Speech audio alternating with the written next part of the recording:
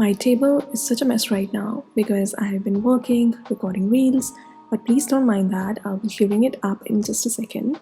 So this is my iPhone SE. I got this phone on 20th October 2020 and the unboxing video is still up on my YouTube channel. And this video is about how was my experience using this phone for 2 years as my secondary device. And also what's on my iPhone SE in 2022. So without wasting any time, let's get started. Let's start with the lock screen first. I really love this cat ice cream sandwich because I love ice cream sandwiches. So I love this lock screen.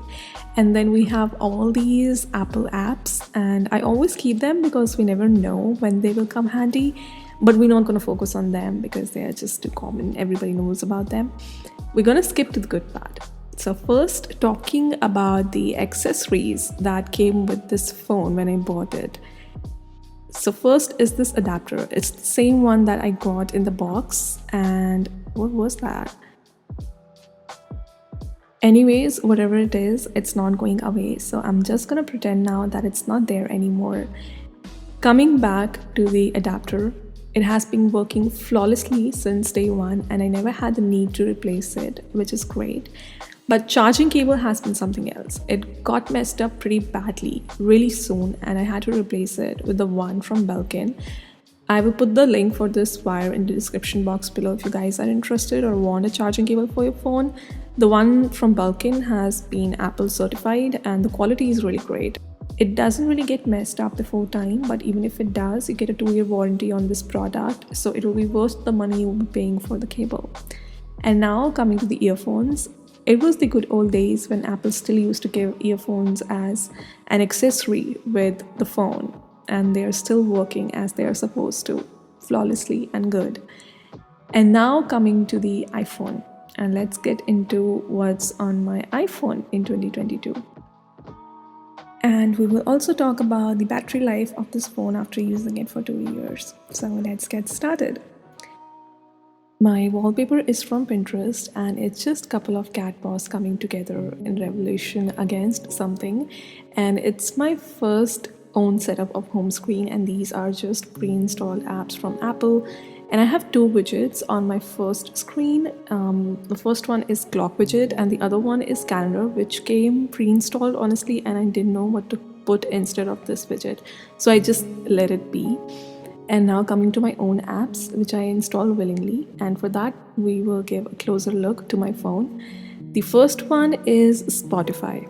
I need to have some music on my phone always because good music puts me in good mood, so it's must. In fact, the last song I was listening to is Coffee Breath, which is one of my favorites. I love this song and I always listen to it once in a while at least. And my next app is Tumblr. So I know this is old school for some people, but this phone is not for Instagram, Facebook, where there is a lot of activity going on, honestly, because Instagram, Facebook are the kind of platforms which are very saturated. There are too many people on it and people always keep on posting stuff about what's going on in the world. And many times I want a disconnect from that. So in that times, these social media applications come in really handy. I search about books on here, coffee, cats, gardens, and also what people have to say about a particular book or a particular place, which is historically very important. So it's a very wholesome experience of using a social media. And not just that, you can also search hashtags, just like Instagram. You can see if you want to see the latest post or the top post, you can like them and you can even repost them. So it's very much quiet and peaceful kind of social media app.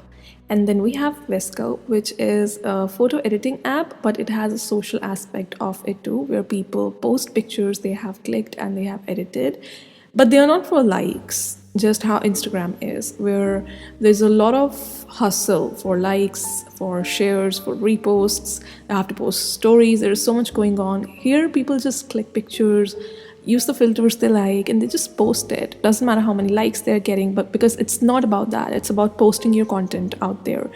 And you will love it once you see how it works. You cannot comment about a picture, you can just like it, you can repost it, and you can follow the person who has clicked that picture so that you can see more of their content. And also you can look for particular pictures. For example, if you want to see pictures of books, maybe libraries or coffee, you can go in the search bar and search for terms like that, and you can see pictures regarding that particular subject. It will give you ideas and it will give you inspiration to click pictures like that as well. For example, this is a shot which someone took at their home maybe, and it looks nice, so it gives you an idea that maybe you can click a shot like that too next time. So Vesco is not a place where people are hustling behind followers, likes, reposts, shares. It's all about clicking a picture, whether it's of a table or a cup of coffee or just a book that you're reading, and just sharing it with people out there. And that's it. People love it, they follow you, and you are not running behind anything else. It's just a very peaceful and calm experience without expecting much in return, which makes it very beautiful. And then we have Pinterest, which I think I love even more than Instagram, because Pinterest gives so much in return. It's not just about posting.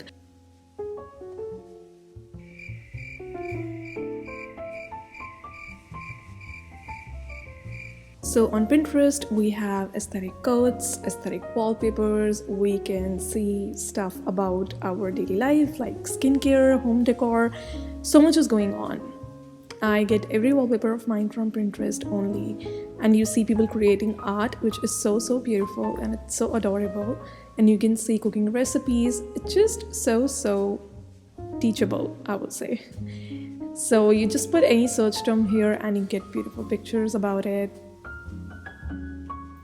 You get to know which books you should be reading, and also the same thing, it also teaches you what kind of shots you should be taking, because people have taken such creative shots and they have put it on Pinterest.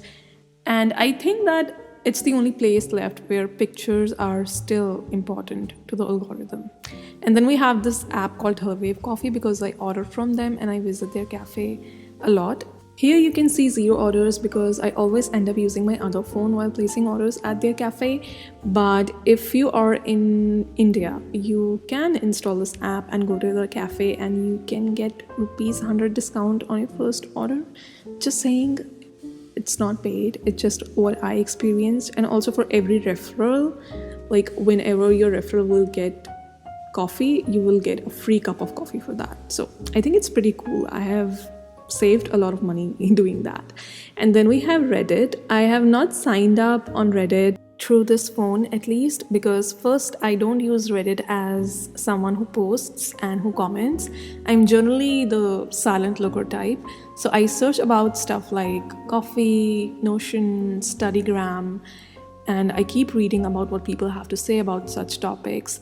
And also Reddit has a weird side to it. So if you are a nerd, just like how I am, you can search about stuff like alien abductions and parallel realities and multiverse. So it has got everything covered. It works as a group sort of things. So there is a subreddit, and you join it and you become a member of it, and you can then post on that subreddit, ask your own questions, and share your own experiences with photos, texts, or videos, whatever you like.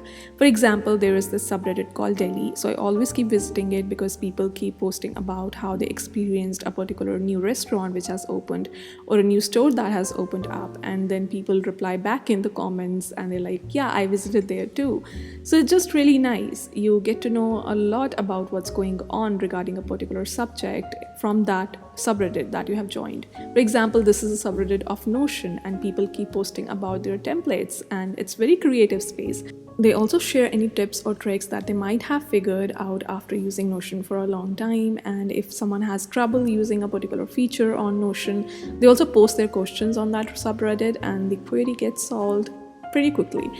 And then I have these photos that I downloaded from Pinterest in my gallery so that I can use them as widgets.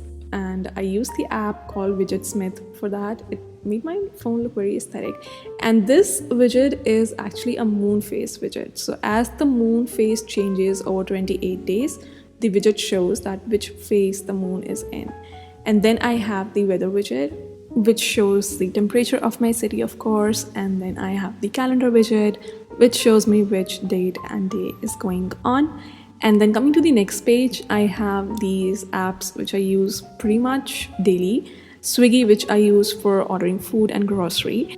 Then I have YouTube and I have Netflix, which I don't use for watching any content but browsing it because it's so difficult to browse to what to watch on TV. And then I have Signal, which I haven't used yet, but I have kept it just in case my iMessage is not working or the messages are going slow. Then Signal is still there to talk. And that's pretty much it for my phone. I don't even have any apps which are hidden and removed from home screen except Widgetsmith, and that's it. I don't even have WhatsApp on this phone because this phone is like, do not disturb me. It's my zone. And now talking about battery health, which I promised that I will talk about. So after using this phone for 2 years as a secondary device, the battery health is at 83%. But I'm pretty sure if I had used this phone as my primary device, the battery health would be around 70 to 75%. Since this phone is not used much, keep that in mind that it's at 83% because of that reason.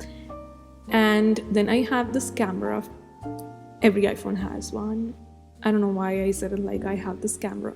So there was a time near the launch of iPhone 13 when I was using this phone alone as a primary device for some time because my camera got stolen and I had to shoot using this phone. And the videos were not that bad. They were good.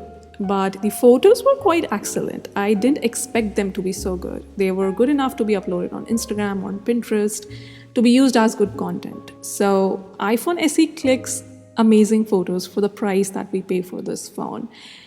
So before I wrap up this video, let's talk about the phone cover that I've been using on this phone for 2 years now. I got 2 of them actually, but this one is my favorite because it has ice cream sandwiches on it. And over 2 years, the phone cover has gotten a little bit yellowish, but not that yellowish. And also the print is still intact. It hasn't gotten off even 1%. The quality of the print was so much nice. And if you're looking for phone covers for your phone, I will put the link of their website in the description box below if you guys are interested. And I will see you guys in my next video. Till then, bye!